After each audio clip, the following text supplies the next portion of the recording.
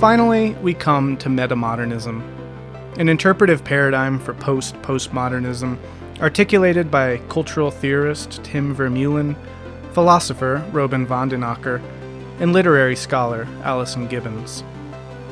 Vermeulen and van den Akker's 2010 essay in the Journal of Aesthetics and Culture, titled Notes on Metamodernism, laid the groundwork for this interpretive model, which is without doubt the most comprehensive and wide-reaching one yet proposed. Writing nearly a decade after Linda Hutcheon first posed her challenge to label post-postmodernism for the 21st century, the authors can now take into their scope a variety of proposals. Both remodernism and performatism, among others, are thus subsumed into the metamodernist category. Indeed, part of the contribution of metamodernism is that it attempts an explanatory model that encompasses all of these disparate yet connected movements within a single theoretical framework. What they have in common, according to Vermeulen and van den Akker, is, quote, a typically metamodern oscillation, an unsuccessful negotiation between two opposite poles. This oscillation refers to the way this new post-postmodern sensibility seems to toggle back and forth between typically postmodern ideas and attitudes, which it maintains, and more typically modernist ones, which it reclaims. As they put it, ontologically, metamodernism oscillates between the modern and the postmodern.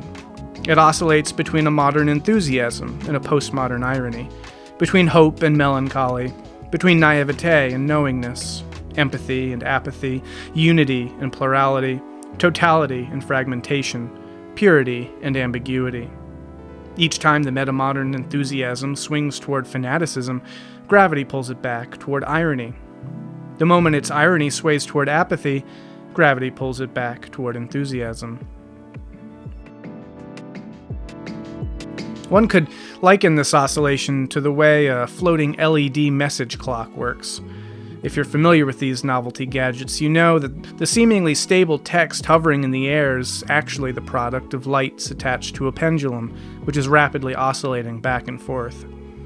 Through this movement, something seemingly stable appears, though held up by nothing, and relying upon, though not reducible to, the two extremes it shuffles between. The result is a sort of paradox, stillness in motion, unity in and through polarity.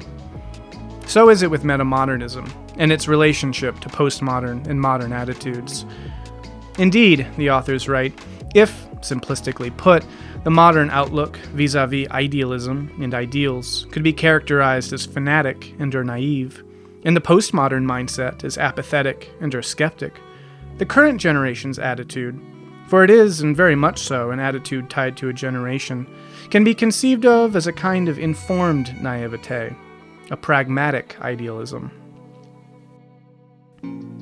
Here the work of Ihab Hassan can be helpful to us again, as his chart of modern-postmodern dichotomies in some ways maps these antipodes between which the metamodern sensibility could be said to continually oscillate. For obvious reasons, Hassan's final opposition, that of modern transcendence and postmodern immanence, should strike us here. It would seem to suggest that the metamodern sensibility would work to somehow paradoxically unite, through continuous oscillation, the immanent and the transcendent. A return of dimensionality through a third axis, the emergent stable message out of the constitutive extreme poles. Vermeulen has written elsewhere of this return. Taking Jameson's concept of postmodernism's depthlessness as his point of departure, he sees a metamodern return of depth, a new kind of depth. In Philosophy and Art alike, he writes, notions of the behind and the beyond, the beneath and the inside, have re-emerged. When I was growing up, in the mid-1990s and the early 2000s, I listened to Radiohead. I'm there, they sang, just because you feel it doesn't mean it's there. A year or so ago, while watching the television show Girls, I was struck by a sentence that was at once reminiscent and completely different from that line from the early 2000s. Just because it's fake doesn't mean I don't feel it. The line from the Radiohead song that described our world as a hall of mirrors calls to mind Jameson's understanding of depthlessness as the last stage in a particular history of a particular flattening. But what the line from Girls hints at is that, just maybe, we are seeing the first stage in another history of another kind of deepening, one whose empirical reality lies above the surface, even if its performative register floats just below it. This isn't just the old kind of depth brought back, with all of its discredited metaphysical illusions. In short, it's not a reactionary move, but a progressive step forward into a new territory, depth reinvented. Vermeulen writes, importantly, metamodern philosophers, artists, and writers, each in their own distinct way, do not resuscitate depth as much as they resurrect its spirit. They understand that the depth Jameson referred to, dialectics, psychoanalysis, existentialism, has been flattened or hollowed out. What they create instead are personal, alternative visions of depth, visions they invite us to share. Many artists today conceive of depth in another sense than their 20th century predecessors. Many contemporary thinkers and artists leave the dead corpus of depth untouched, whilst trying to reanimate its ghost.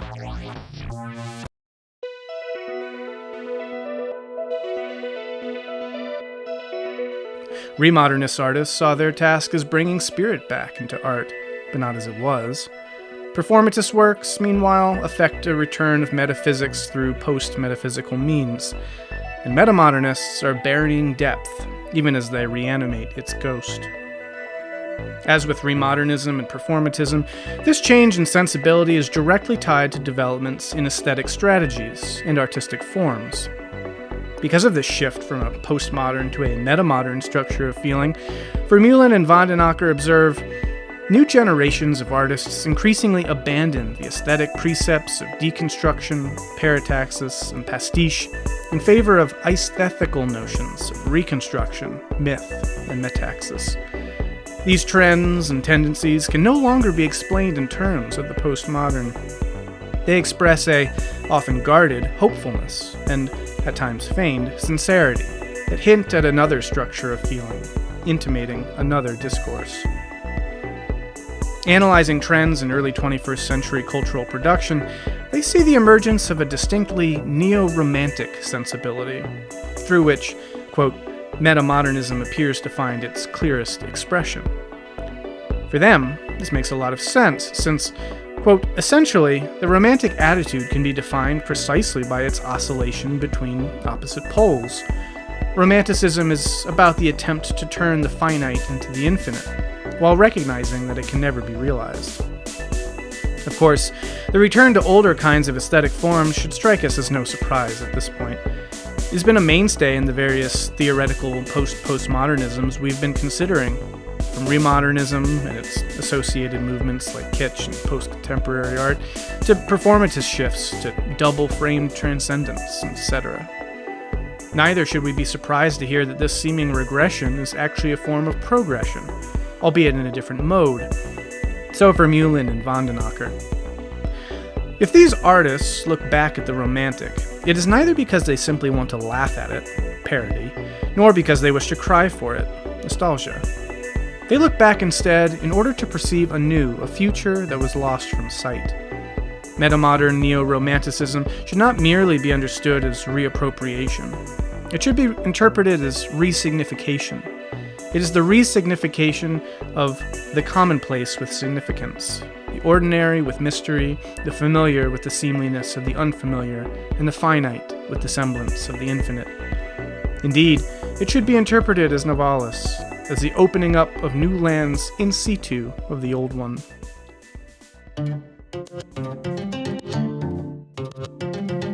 New lands in situ of the old one. Metaphysics using post-metaphysical means. Words like truth, trust, spirit, all uncapitalized. Clearly, something like idealism is returning to cultural visions, but an idealism tempered by postmodernism's critical awareness. A pragmatic idealism, as metamodernism would have it. This form of idealism is informing a new generation of thinkers and artists.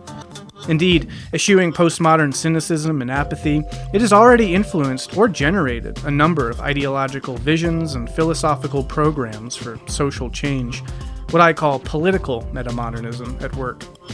That topic I'll reserve for its own video. For now, we turn to the ultimate task at hand, namely, an attempt at some interpretive synthesis of all the post-postmodern paradigms we've been exploring.